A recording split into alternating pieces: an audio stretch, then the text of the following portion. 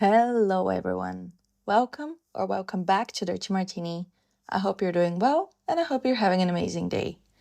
In today's episode, I have a lot of fun and what I personally find interesting stuff to share with you. But before I do this, I just want to start off this episode with a big fat media studies PSA slash rant. And yes, of course, what I'm referring to is the TikTok ban. Now, if you're not informed on the topic, TikTok was supposed to be banned in the US last Sunday.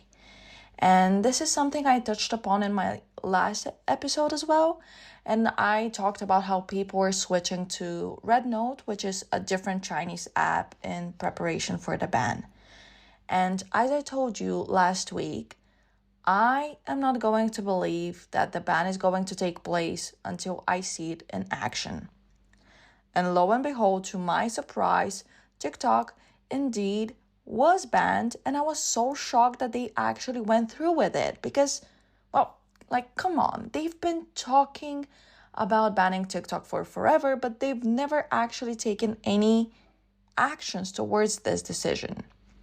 But indeed, the app was banned. And here's where my critical discourse analysis courses come into play.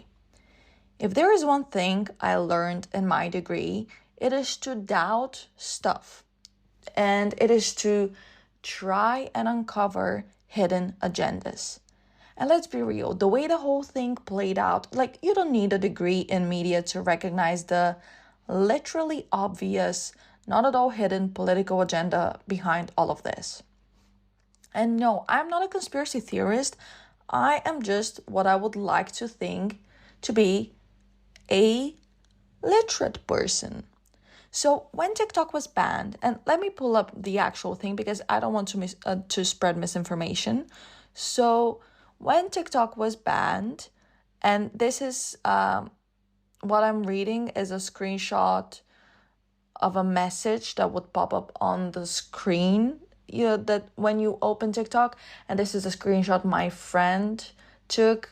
She lives in Massachusetts, so she's from the US. I did not take this off of social media. It is trustworthy. So the message that would pop up would read, and I quote, "Sorry, TikTok isn't available right now. A law banning TikTok has been enacted in the US. Unfortunately, that means you can't use TikTok for now. We are fortunate that President Trump has indicated that he will work with us on a solution to reinstate TikTok once he takes office. Please stay tuned." And under that message, you would have two options to choose from. You could either press Learn More, which was written in a gray, non-bolded font, or you could press the more eye-catching, bolded, Close app black text. Now, don't worry for our fellow Americans, they're not fallen soldiers. They got their TikTok back literally 15 hours later. The ban did not even last a full day. Communist Bulgaria could never. Back then in Bulgaria, during the communism era, you would get TV for a 2-hour period of the day, and the rest it was just static.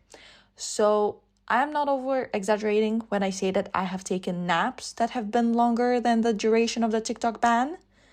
And the welcoming message read, and I quote again, "Welcome back.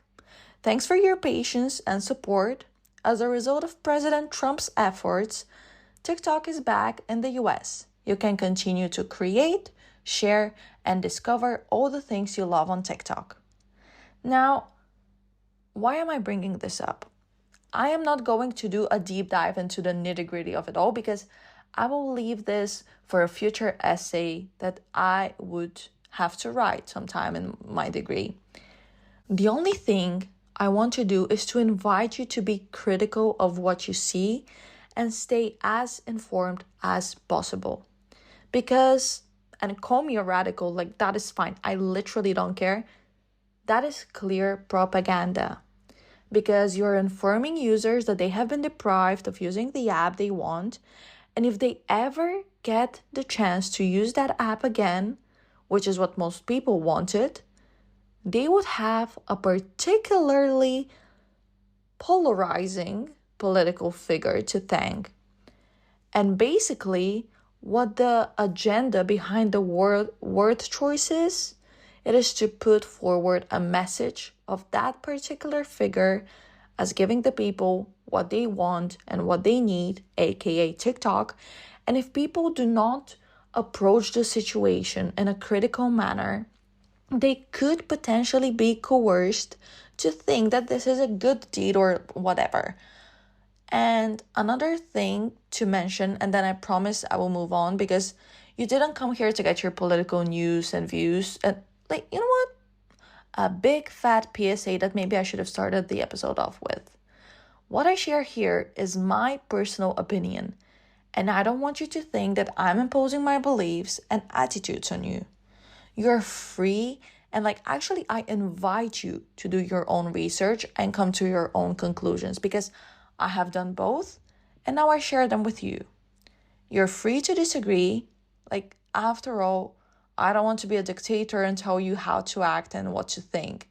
That's not my goal, and also I wasn't voted by 77 million of you to do so. My goal is to put forward a critical analysis of a situation that I have been trained to do. And it is up to you whether you take this lens and this reading into account. But considering that I'm creating this place as a truthful representation of myself, I would be compromising my authenticity and self-perception if I didn't say this. So another thing that I briefly wanted to mention is to just be mindful while you're scrolling.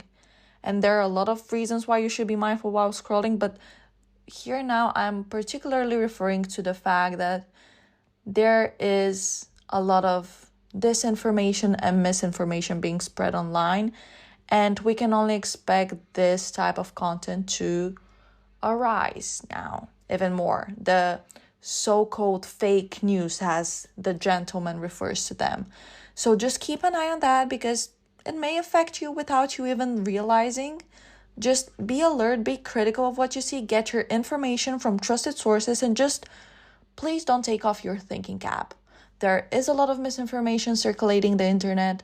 A lot of stories are created just to generate clicks, so try to be rational, fact check the information, and just avoid being misled. And if you are misled, there's nothing embarrassing about it. There's no need to feel embarrassed for falling for something that was literally curated to elicit such a response. So just learn from that situation and just please get educated. Media literacy is something I will always and forever advocate for.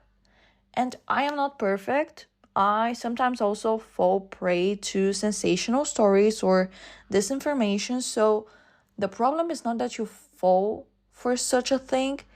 It would, however, be problematic if you didn't proactively try to better the situation. That being said, I want to close off this PSA and turn to the thing I wanted to talk to you about today. And I would like to formally apologize if you hear the geese that are fighting like a family feud in the making. That is terrible. They're under my window, and this is the third time I am trying to record this episode, and I literally have no other time slot to record this. So if you hear the geese, I'm sorry. Well, this episode is sort of a continuation of last week's episode.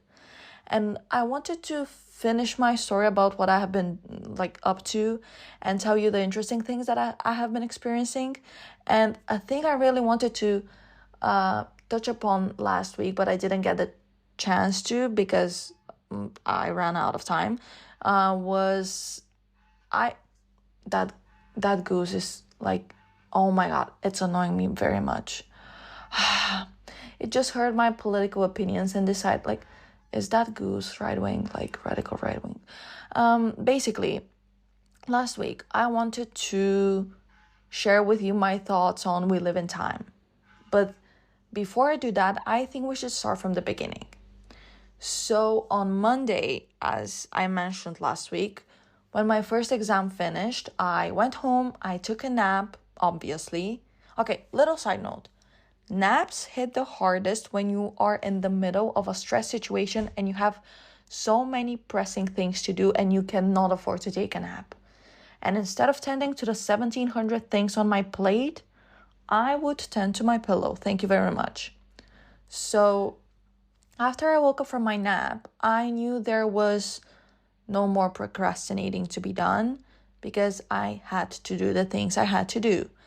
And I wanted to spend the rest of my day and the evening just studying because I still had an exam on Wednesday. Now, this is what I was planning on doing academically. But I also had plans to occupy myself emotionally. I had an extremely detailed agenda to indulge myself in self-pitying because I have no friends and I feel extremely lonely. And mind you, this is not just my weekly scheduled self-pity appointment. No, this is a more consistent and frequent occurrence. Because let's not sugarcoat this. The loneliness and the lack of friendships here is something that has been taking up quite a lot of time and mental space in my life recently. And it is oftentimes the only thing I can focus on because if you have felt lonely in your life for a continuous period of time, you're probably familiar with the tendency loneliness has to be all-consuming and to be an underlying thought in everything you do and everything you think about. That goose is getting extremely violent. So loneliness is basically like one of those terrible geese out there. It is disturbing. It is imposing on everything you want to do. And it's just like one of those terrible ingrown pimples. It is not visible on the outside, but it is one of the most painful things you can experience. And like, of course, after being kicked in the balls, like that is pain number one. Like, oh my God. God bless our man. I am 5'3", by the way. Anyways, ew, I would never suck up to a man. Or loneliness, if it is visible, it is one of those pimples you have at the root of your nostril or at the edge of your lip. Those hurt so much. Oh my God. Like, no wonder this zone is called the triangle of death or whatever. Like, there's like some concept that there's a triangle on your face and like if you squeeze a pimple within that area, you might die. It is just so painful. And again, maybe not as painful as blue balls, but it is up there. And I am sad to report that I have reached a very bad stage in my loneliness. I have unfortunately fallen victim to my self-deprecations and I am burying myself into this self-pity grave that I myself dug, and I am trying my best to get out of there, but it is very difficult because the loneliness I feel now is somewhat a new version, a previously unknown version. It is not Taylor's version. And I feel like that's normal. It is a manifestation of my loneliness from the past, but because I'm approaching it with an updated kit of emotional skills and maturity, I experience it differently. And it is all about applying these new tools that I have earned and trying to tackle this mountain of loneliness. But it is so easy to fall back into the old self-pity patterns. And that is where I am now. Because loneliness a year ago did not scare me because I did not experience it the way I'm experiencing it now. In reality, I am one who welcomes solitude. Although there's a clear distinction that should be made between solitude and loneliness, I'm not trying to use those synonymously, but I just have learned to love my own company and just seek it. Because there are so many reasons I have felt lonely, for example, in 2022 and 2023. But now, this 2024 2025 season, up until now, has been distinct. And it has been distinct in the sense that I feel lonely and I feel like a stranger in the place where I used to feel like I belong. Because with my friends gone and me struggling to click with new people, I walk the same streets, but they feel foreign. And it is such a terrible mental and emotional chaos because I walk every day by the corner my friend and I used to yap after lectures for hours on end. And now this corner, it is deprived of current meaning. It carries memories from the past, but in the present, it is just a corner. But let's not get into the too nitty-gritty of it all. Basically, what I'm trying to get at is that when you spend a lot of time by yourself, ultimately you can either learn to enjoy it and enjoy your own company, or you can resent it and resent yourself. Now, I'm lucky enough that, no, you know what? I'm not lucky because I worked hard to achieve this. This was not work, this was hard work. So I worked hard enough to earn the enjoyment of solitude, and I sought it because it brought me peace and gratification that no connection with someone else could. But now I have reached a certain point where my loneliness and my solitude are not a choice, but are imposed by external factors. And because it is a different situation, it is not voluntary, I think it's absolutely normal that I can perceive the situation differently. And on Monday, well, last Monday, all the pent-up pressure was on the verge of exploding. And in this moment, when I was struggling a lot, I was very vulnerable. Because it was also a week after I had come back here from Bulgaria. And in Bulgaria, I have a really nice established social circle. And I know that every single day I can call a different friend and meet up with them. And it is very difficult switching from an environment in which you feel very loved and an environment that you love to an environment where you feel lonely and you feel like an outcast. Well, this whole thing turned out to be much deeper than I thought it was going to be. I literally wanted to make a joke or two, but I guess I felt the urge to dive deeper into this, so be it then. So on Monday, I had a plan to self-pity and self-deprecate the entire evening. And then before I clocked in for this anti-self shift, I thought about it and I came to a very meaningful and fruitful conclusion. I was thinking about all of this all at once, and then I just stopped myself and I was like, there's literally no point in me doing this. This is not going to bring me anything fruitful. It is not beneficial. And the only thing I can do by making myself feel small and lacking value is just hating myself because of my loneliness and just making myself feel bad. And I already feel down enough. Why kick myself when I am on the ground? Because who wants to feel bad? I'm sorry, but that is not me. That is me circa 2016, but me now, almost a decade. Oh my God, 2016 was almost a decade ago.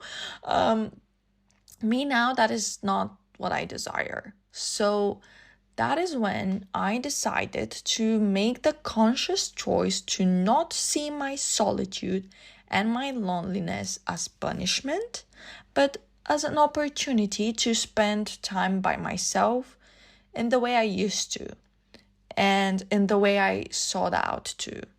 Because I hadn't spent time by myself, I hadn't spent quality time with myself for a long time. So what I ended up doing that evening was I went online, I booked a ticket to the cinema, and I went to see We Live in Time alone. This was only the second time in my life going to the cinema alone, and I had gone a couple of months prior to see Interstellar when it was re-released for the 10-year anniversary, and it was my very first time seeing Interstellar. I know, like, where have I been? Like, have I lived under a rock? I loved it. I loved Interstellar. And honestly, I realized that I also love going to the cinema alone. There's just something so extremely empowering in doing socially acceptable communal things alone. And I'm not referring solely to the confidence boost. To the what? To the confidence boost that you get from that. I'm talking about the pure practicality of it all. I just love going to the cinema alone because it's more practical. And why is it more practical? Can I speak? Or can I just blame the geese on me being unable to speak? Or can I blame myself for recording this for the third time this evening and saying that this is why I cannot speak because I've already tried to speak about those stuff and it didn't work out? I hope you enjoy this episode. So why is it more practical and more enjoyable for me to go to the cinema alone? Well, because I think I have talked about this before, or maybe I intended to talk. So if I'm repeating myself, sorry, but also it's my podcast. I can, every single episode can be literally me retelling the same story if I want to. So here, as you can imagine, the subtitles are in Dutch. And I need to be focused on listening to be able to grasp anything. And the problem is, and I think, again, I have mentioned this before, but I am very big on subtitles. I feel like if there are no subtitles, I cannot hear. And I need to focus solely on listening because I have no subtitles to rely on. And honestly, okay, this may be a hot take. This may be like the entitled expat take, but I think that bigger cinemas in such international cities should offer smaller rooms where they play the movie with subtitles in English. I just think that this would make it more inclusive, and not only for people who do not know the native language, but also for those who are trying to learn English, for instance, and definitely for people who have impaired hearing. Or another thing, maybe it would erase the communal aspect of cinema going, but I think that cinemas should offer silent rooms where nothing is eaten, or at least give the option to people to listen to the movie in headphones provided by the cinema, because there are a lot of people who have sensitive hearing and they need to focus just like me on the listening part because they cannot understand the subtitles. So isolating yourself from any surrounding sound, from any annoying person around you, that would be a better experience for you. But that is just a thought. But because of the no subtitles thing, I don't eat in the cinema because you know how you can hear yourself chew even if you're not chewing loudly? I know I am a silent eater because I grew up with someone around me having misophonia. I think that's how it's pronounced in English. So I learned to not make any sounds while eating. So, but you can still feel within you, you can hear the chewing and the crunch of popcorn. You can still hear it, and popcorn in particular. So this just allows me, being alone, knowing that I'm not going to eat, it just allows me to focus on listening, and having nobody around me eliminates further the distractions, because I would never tell my friends don't eat because I'm trying to hear. So this eliminates this type of awkwardness and this unnecessary conversation, because I don't want me wanting to experience something in one way to prevent others from enjoying their own experiences. And before I proceed with my actual thoughts of the movie, I want to tell you how I made this even further special. So I just made this quality time by making sure that I recognize it as such on every level possible, including what I wore and what I ate. I don't remember what I cooked, but I remember it was good. So I made sure to recognize this as an event, to recognize the effort I am putting into making myself feel better, and as such, to be appreciative of my solitude.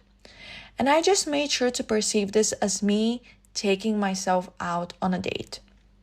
The thing is, in my day-to-day life here, because I don't go out as much and at work I am wearing a uniform, so I don't feel motivated to dress up. And I want to change this and make this an exciting aspect of my day, but as of now, I literally just put on whatever's comfortable. I have 3 outfits in rotation, and that is why I decided that that evening I was going to make it even more special by dressing up. So I selected a new outfit featuring my new jeans that I bought because I don't know if you remember this, but in a previous episode, I told you I ripped my jeans right before Christmas. And when I was in Bulgaria, I bought new jeans, which was an extreme ordeal. Don't even get me started. Like, it took a couple of days, but literally took a couple of days, but I ended up finding a pair that somewhat fit both my hips and my waist. I'm again saying somewhat. It does make me look like a rectangle, but I'm comfortable. And that was my effort before the movie.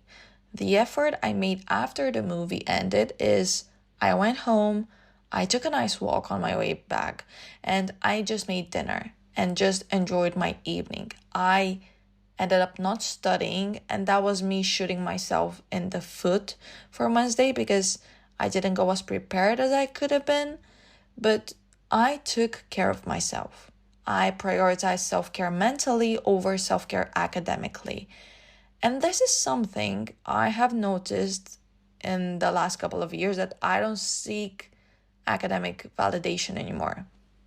I just don't see the point of doing this anymore. Like, when I was little, it was the only thing that validated my existence and proved to me that there is some worth in me.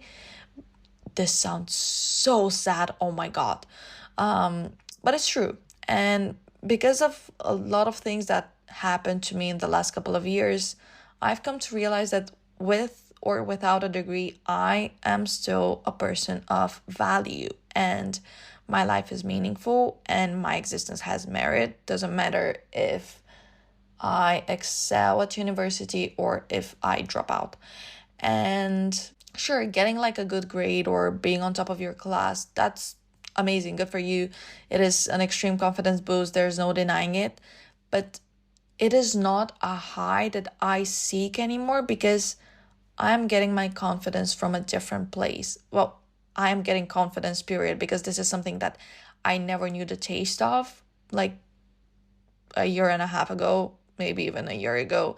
So just, it's been a slow process, but a very worthy process. And like, if my younger self heard me saying those stuff about me, like, she would go into a coma because like she hated herself. Like, oh my God.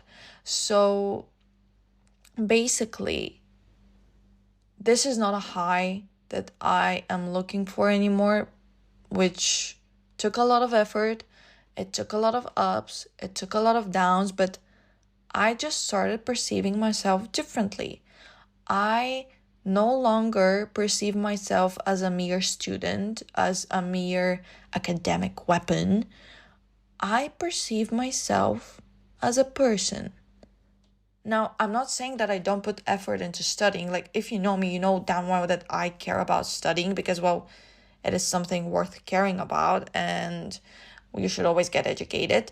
What changed is that I deprived the results of the studying process from defining me in such a way.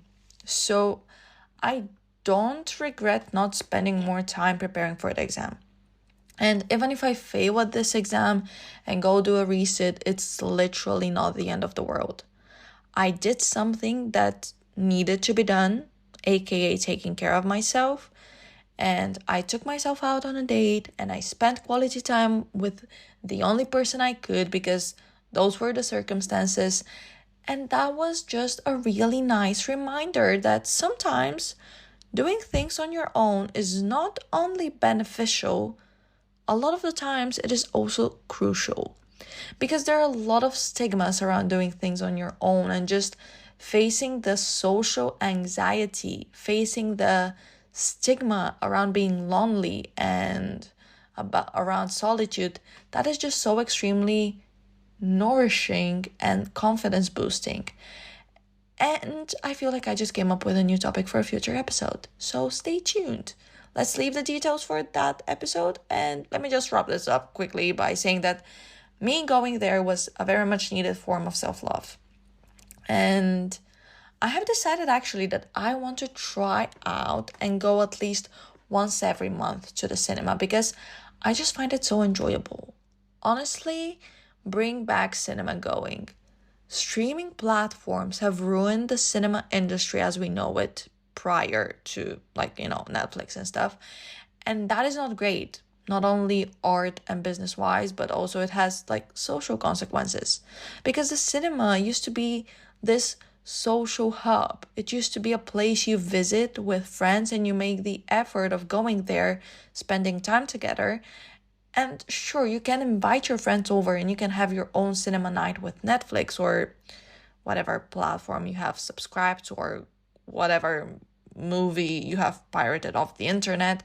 But it just doesn't feel the same. There's so many benefits of streaming. There's no denying it. I love streaming. We all see the appeal of it.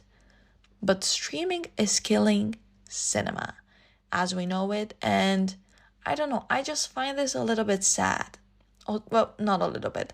Also, the cinema suffered a lot during the pandemic and after the pandemic, which is when streaming platforms really popped off. So that has consequences also on a very basic level for workers there. So think about, when was the last time you went to the cinema? And if you cannot even remember it, then I would urge you to go support your local cinema.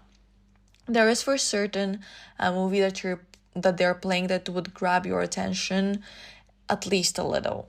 And even if you end up hating the movie, just go for the experience.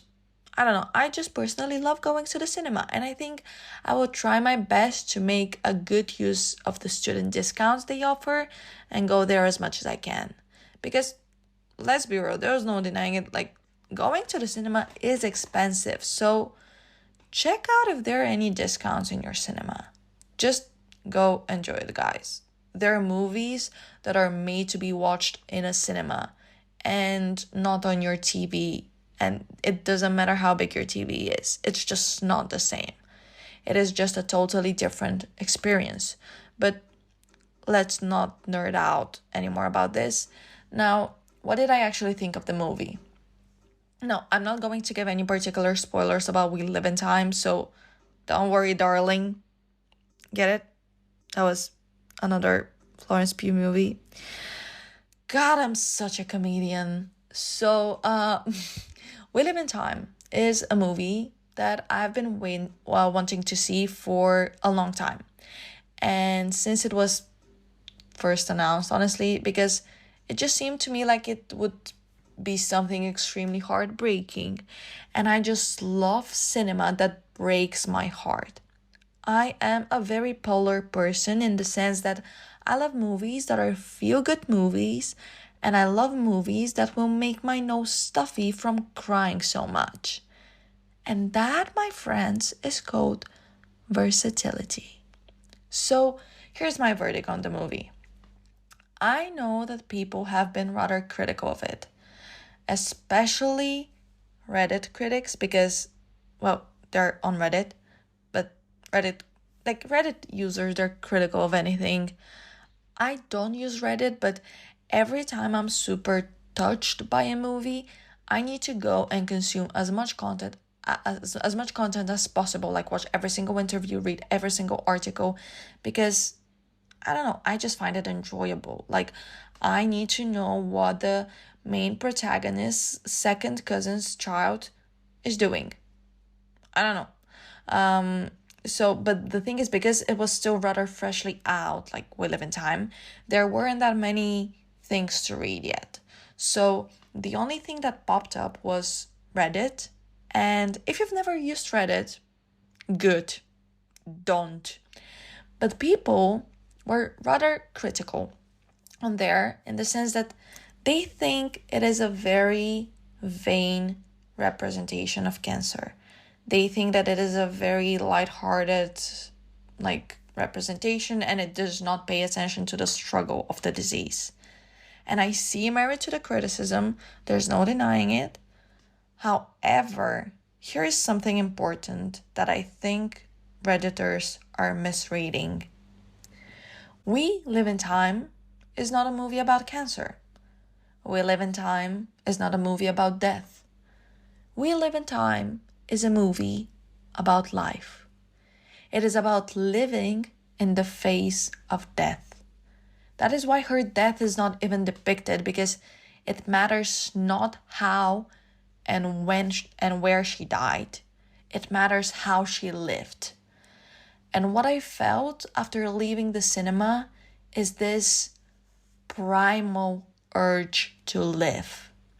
And only one other movie/TV series has made me feel like this. And yes, I am talking about One Day on Netflix.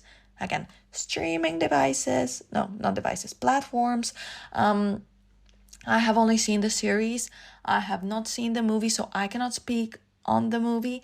But considering that they tell the same story, I would imagine that the movie would do the same, just more fast-paced, because it doesn't have 10 episodes to share the story. It has like an hour and a half or 2 hours. But I will get to One Day in a second, I promise. Let's just focus on We Live in Time first. So, leaving the cinema, I was filled with this irresistible urge and desire to live. And considering the emotional state in which I was, as I already said the scene, you can imagine how important that was to me.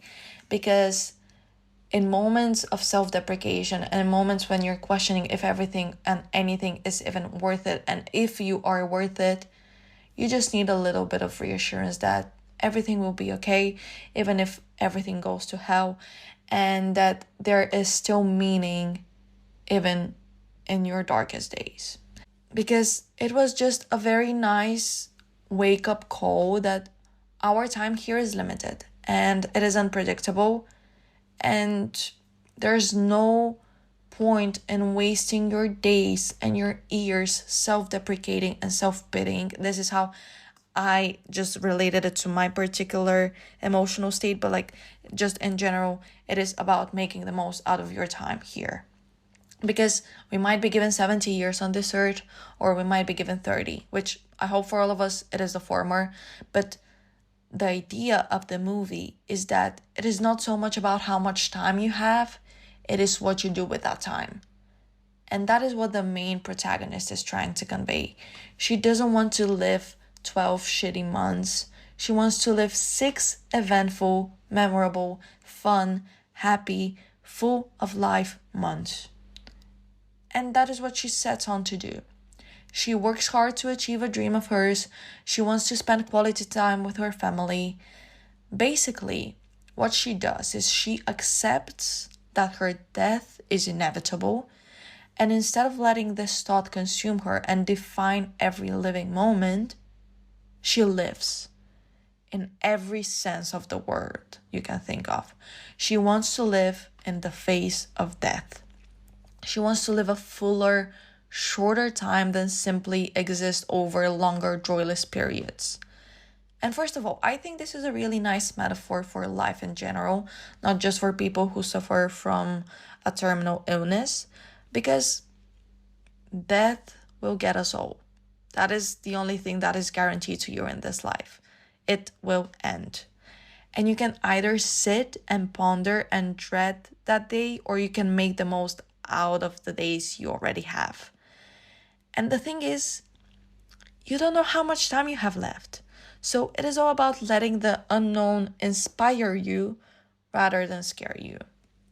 It is about finding this difficult to achieve inner peace by accepting your temporal limits and building a beautiful life within them. Not just sitting and wondering why your house isn't larger, but making a home out of the shit you have, so to say.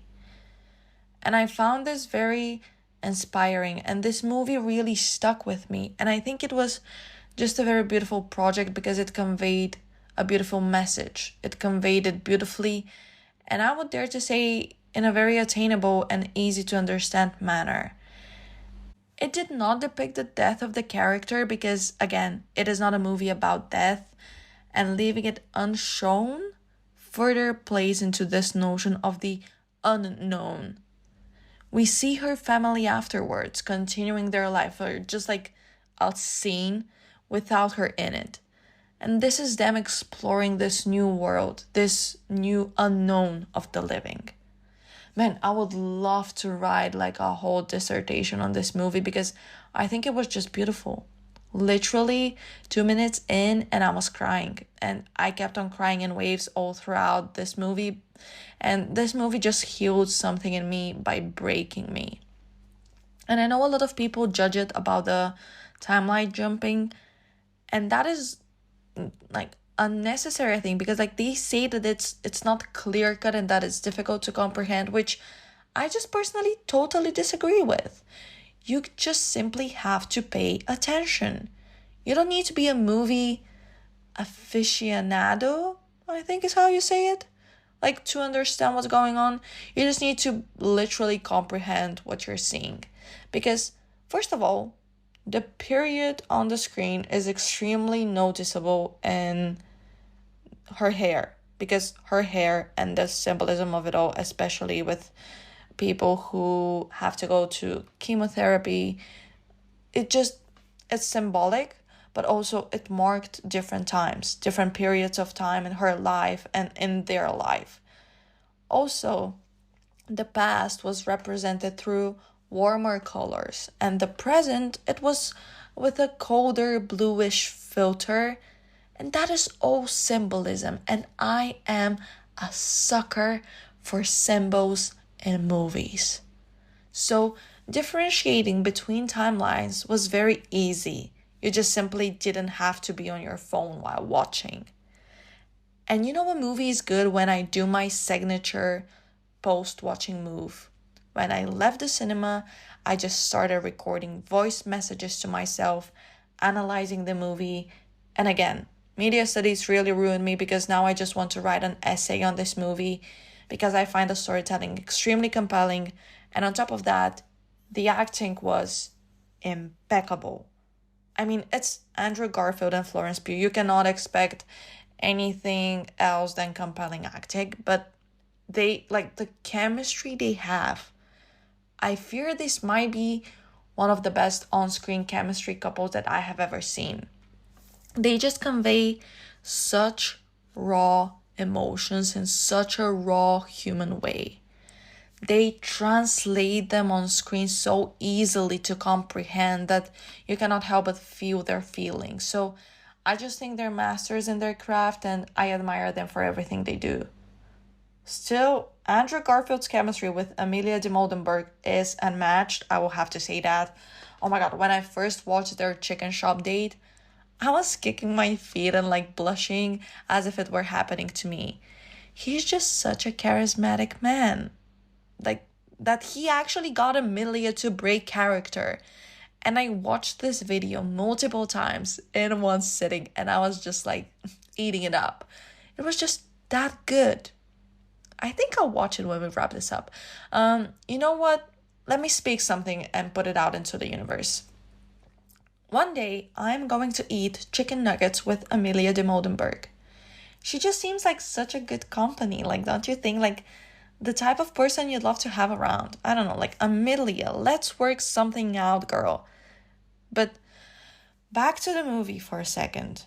I could write a whole dissertation, a whole master's thesis, like a whole PhD thing solely on the meaning of the time jumping and how it symbolizes how we are offered such short glimpses of their life in such an unstructured, seemingly way, jumping back and forth, back and forth, back and forth, simply to represent the idea that life is a collection of glimpses, of moments, of minuscule seconds that end up building a whole story. And those moments can sometimes be nonsensical. They can be relating to the past, to the present, to the future, but they are all us. They are our experiences. It is basically the notion that life is a colorful kaleidoscope of all human experiences and feelings, and we carry them inside at all times. And quickly, before I go, I promised that I would like to briefly talk about One Day. In a nutshell, when I first watched the series when it came out last year, I was a changed person. And I still carry the emotions it made me feel. And I would go as far as to say that it was the best media I consumed in all of 2024 and is probably one of the most meaningful TV series I have ever watched. It just made me want to live, literally, period. It just made me want to live and tell people, oh, hell no, actually even scream how I feel about them. It just very beautifully portrayed the passage of time and relationships and how we waste so much time worrying about what others might think of us if we told them how we really feel.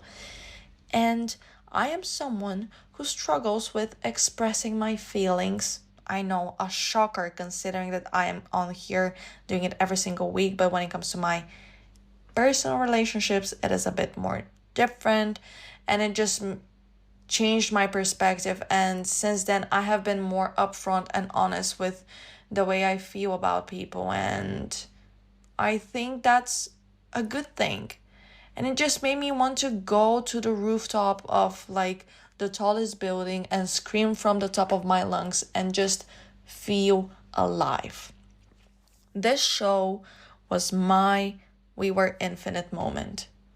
I hadn't cried to a piece of media like that since I watched Marley and Me and the occasional Instagram reel that pops up about like a dog. And I should rewatch one day. You know what I'm going to do? I am going to watch first, of course, the chicken shop date like that Amelia and Andrew had. And then One Day It Is. Because I have never seen the movie, but the series broke me in ways that I didn't even know were possible. I don't know if you know this, but there is this saying, well, at least, I don't know if it's a saying or if it's just my mom who says it, but basically that The Little Prince, like the book, is a book you should read every year. And with every read, it will give you a new perspective and will urge you to focus on new things that you didn't notice before. So you will draw new conclusions. And we all know, like, I would imagine, or at least I would hope that all of us have read The Little Prince. So it's a book about life as well. So yeah, reading this book every single year just teaches you new things about life that you had previously overlooked, and just the new experiences, the new emotions, the new maturity you have every year reading this just provides you with a different lesson. I think that One Day is the Little Prince of series. It is so beautifully made and it has such an amazing message. And the same goes for We Live in Time.